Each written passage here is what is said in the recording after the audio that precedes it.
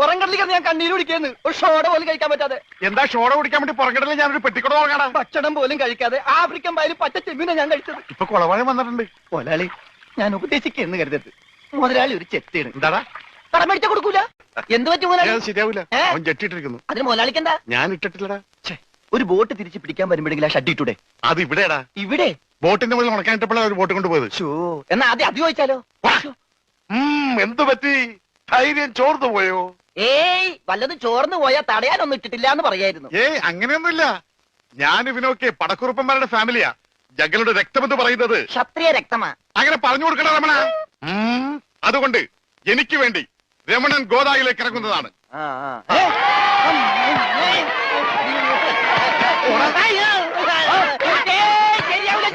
നീ ക്ഷത്രിയനല്ലേ? ക്ഷത്രിയൻ തന്നെ, പക്ഷേ ഈസിക്ക് പറ്റില്ല.